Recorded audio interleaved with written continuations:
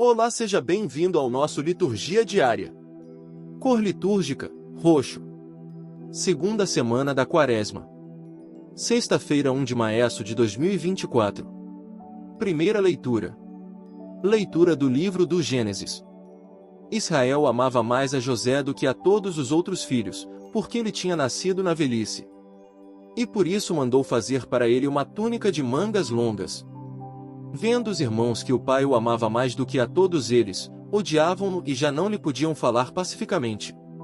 Ora, como os irmãos de José tinham ido apacentar o rebanho do pai em Siquém, disse Israel a José: teus irmãos devem estar com os rebanhos em Siquém. Vem, vou enviar-te a eles. Partiu, pois, José atrás de seus irmãos e encontrou-os em Dotaim. Eles, porém, tendo-o visto ao longe, antes que se aproximasse, tramaram a sua morte. Disseram entre si: aí vem o sonhador. Vamos matá-lo e lançá-lo numa cisterna, depois diremos que um animal feroz o devorou. Assim veremos de que lhe servem os sonhos. Rúben, porém, ouvindo isto, disse-lhes: não lhe tiremos a vida. E acrescentou: não derrameis sangue, mas lançai-o naquela cisterna do deserto, e não o toqueis com as vossas mãos.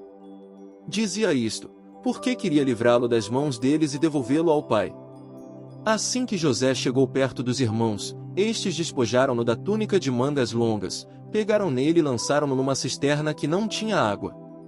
Depois, sentaram-se para comer.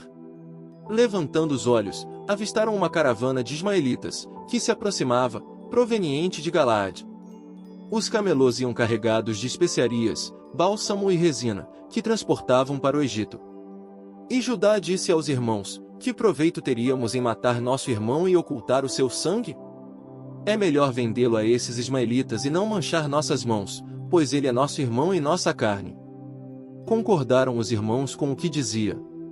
Ao passarem os comerciantes madianitas, tiraram José da cisterna, e por 20 moedas de prata o venderam aos ismaelitas, e estes o levaram para o Egito.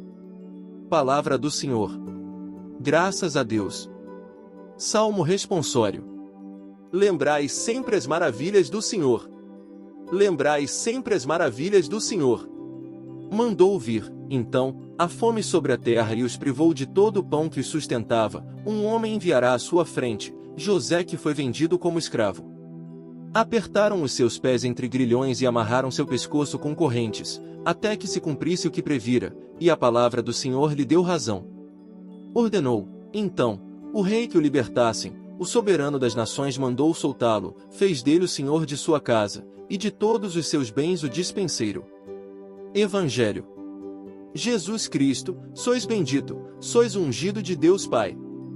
Deus o mundo tanto amou que lhe deu seu próprio Filho, para que todo o que nele crer, encontre vida eterna. Proclamação do Evangelho de Jesus Cristo segundo Mateus. Glória a vós, Senhor. Naquele tempo, dirigindo-se Jesus aos chefes dos sacerdotes e aos anciãos do povo, disse-lhes: escutai esta outra parábola. Certo proprietário plantou uma vinha, pôs uma cerca em volta, fez nela um lagar para esmagar as uvas e construiu uma torre de guarda. Depois arrendou-a a vinhateiros, e viajou para o estrangeiro. Quando chegou o tempo da colheita, o proprietário mandou seus empregados aos vinhateiros para receber seus frutos. Os vinhateiros, porém, agarraram os empregados, espancaram a um, mataram a outro, e ao terceiro apedrejaram. O proprietário mandou de novo outros empregados, em maior número do que os primeiros. Mas eles os trataram da mesma forma. Finalmente, o proprietário enviou-lhes o seu filho, pensando: ao meu filho eles vão respeitar. Os vinhateiros, porém, ao verem o filho, disseram entre si: este é o herdeiro. Vinde, vamos matá-lo e tomar posse da sua herança. Então agarraram o filho, jogaram-no para fora da vinha e o mataram. Pois bem, quando o dono da vinha voltar, que fará com esses vinhateiros? Os sumos sacerdotes e os anciãos do povo responderam: com certeza mandará matar de modo violento esses perversos e arrendará a vinha a outros vinhateiros, que lhe entregarão os frutos no tempo certo. Então Jesus lhes disse: vós nunca lestes nas Escrituras: a pedra que os construtores rejeitaram tornou-se a pedra angular. Isto foi feito pelo Senhor e é maravilhoso aos nossos olhos. Por isso eu vos digo: o reino de Deus vos será tirado e será entregue a um povo que produzirá frutos. Os sumos sacerdotes e fariseus ouviram as parábolas de Jesus e compreenderam que estava falando deles. Procuraram prendê-lo, mas ficaram com medo das multidões, pois elas consideravam Jesus um profeta. Palavra da salvação. Glória a vós, Senhor.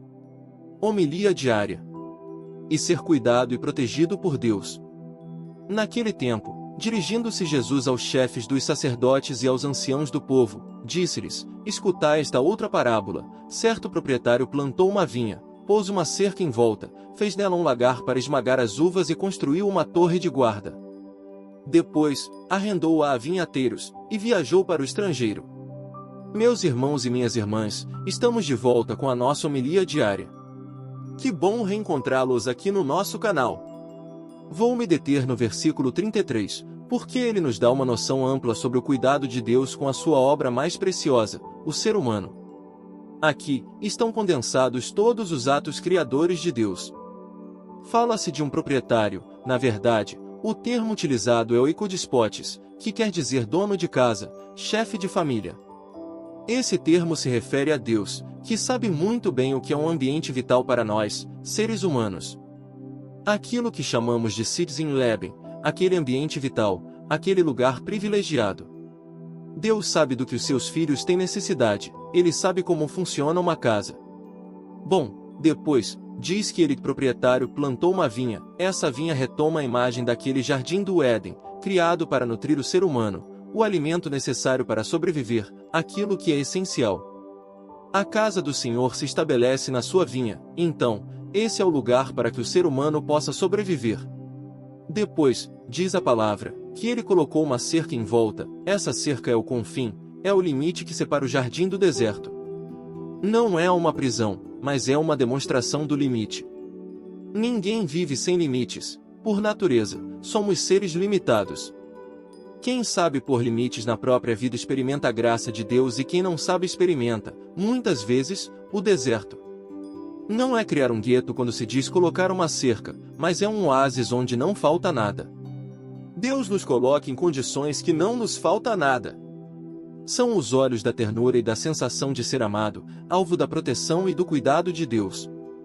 Colocar, depois, aí nessa vinha, um lagar, ou seja, um lugar onde vai brotar sempre o vinho novo, o vinho da alegria constante, a felicidade constante, duradoura e perene que Deus oferece aos seus filhos.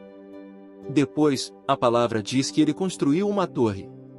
Aqui, em referência a Deus, aos olhos de Deus, mas não são os olhos do julgamento nem da punição, mas são os olhos da ternura e da sensação de ser visto, de ser amado, notado, alvo da proteção e do cuidado de Deus, essa torre de guarda.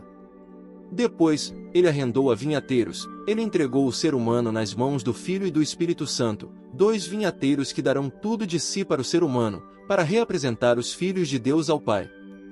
Por fim, diz que ele viajou para o estrangeiro. Não é sinal de um abandono da parte de Deus, não é desinteresse de Deus por nós, mas é a expressão da liberdade com a qual fomos criados. Somos livres para caminhar, desenvolver-nos, amadurecer, transformar o mundo, cuidar dele, humanizá-lo e zelar, principalmente, por todos os seres humanos, sejam eles quais forem, a liberdade que Deus coloca nas nossas mãos. Ele não está distante, ele está perto de nós e nos guarda. Sobre você, desça a bênção do Deus Todo-Poderoso. Pai, Filho e Espírito Santo. Amém.